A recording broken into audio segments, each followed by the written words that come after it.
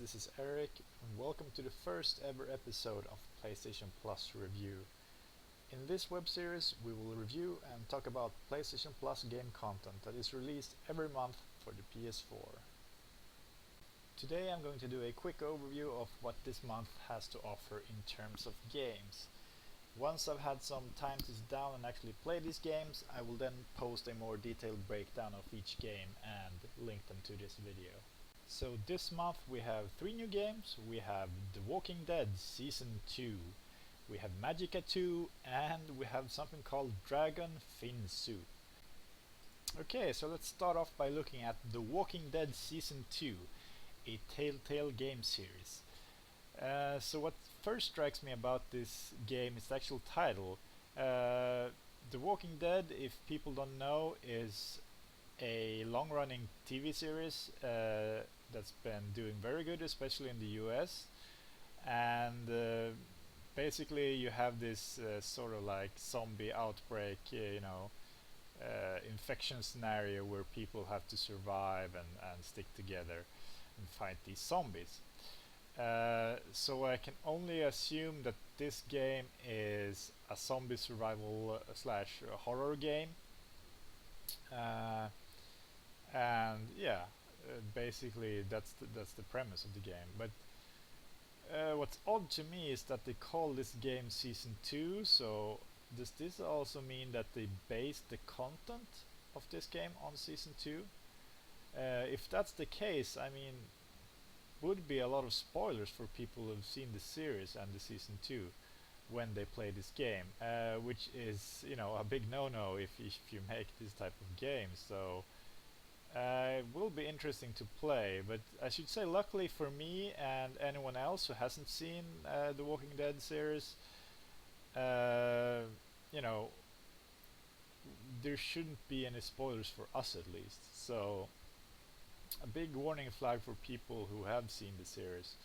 I shouldn't say too much since I haven't even played this game yet. I have no basically knowledge about it, so I'll get back to that when I do the further breakdown of this game and I've actually played it. What else? Holy crap! This game actually has almost a 5-star rating. It has 4 stars and 3/4 of a quarter of a star. This basically means that this is a masterpiece of a game, or as close to as you can get as a masterpiece, if you can trust this rating, that is. This makes it very interesting to me, and yeah, I really want to check this out and at least see if it's worth this high rating. Yeah, finally we have, there's an age limit of 18 years old, the max on this game, which just basically means that there's a lot of gore and bloody messes and that kind of scenes. But that's to be expected in this type of game, so it just adds to the game experience.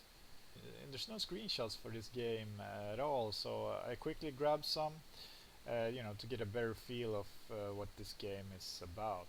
So let's take a look at those. At first glance, you can see the graphics are very cartoony looking, and it kind of reminds me of a game I played on the PS3 called Valkyria Chronicles, which also had this,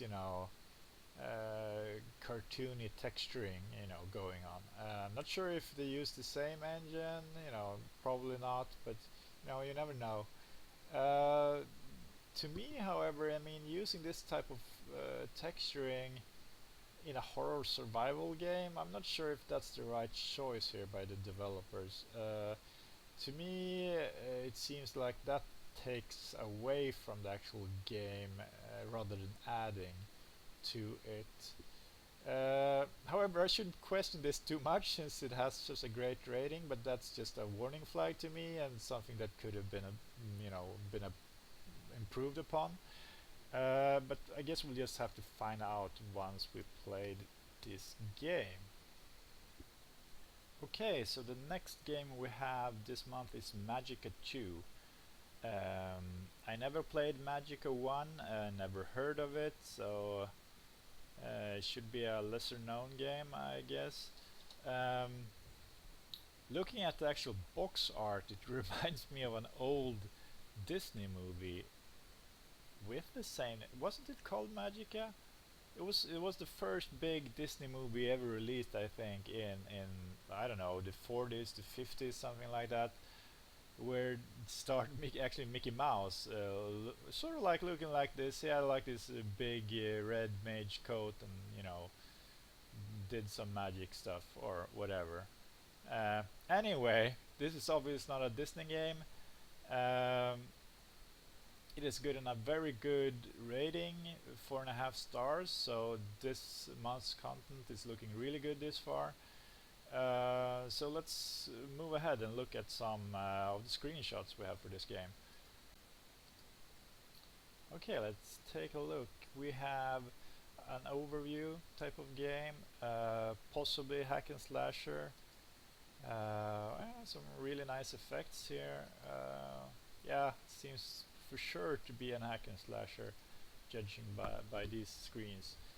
Um, I mean, the drawback with having a hack and slasher is that it can get extremely repetitive.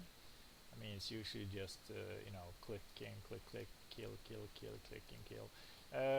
However, here I guess this is for the PS4, so we have a controller, which should be, I guess, a bit more interesting.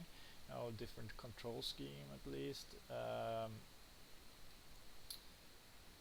And hopefully they have some good, the combat mechanics, which doesn't make it too repetitive, and yeah, it really becomes more enjoyable. Um, we can see that there's actually several mages in this game. We have a red one, a green one, blue one, and also a yellow one. So this leads me to believe that this game can actually be played in co-op mode with a friend, which always is good. Always nice to kill some, bad monsters with your friend. And possibly also this could be played online, which would be awesome. Having four badass mages running around just kicking ass would, at least for me, add a lot of value. But yeah, I guess we'll find out soon enough. Looks very promising actually to me. Uh, Very nice effects, and yeah, looks really good. So I will really look forward to checking this out as well this week. And finally, we have the game Dragon Finsu. Another game where the title really stands out, and I don't know if this game is Japanese or not, but it almost seems like one of those games that are gone, been translated really, really poorly into, something which wasn't intended to be. Um, you know, this used to happen actually a lot in the old days when had these early consoles and Japanese imported games and stuff like that. Probably the most famous example is what's the game called, something, where you have this sequence, "R belong to us," in this intro sequence, and a very interesting dialogue going on. It's basically all over the place with incorrect translations. Um, anyway, this might be the case. I don't know. It seems unlikely in this day and age, even though it did happen a lot in the early days of gaming. Um, a solid 4-star rating, created by Grim Bros, which I haven't heard of. Should be a lesser known studio, I guess. Um, age limit 16 years old. Okay, let's take a look at the screenshots and see what this is. Actually, it seems to be an RPG, which I really enjoy. RPGs is one of my favorite type of games, so I should really enjoy this. It's sort of like you get a kickback to the old Super Nintendo days where you had all of these type of, you know, RPGs similar looking like this.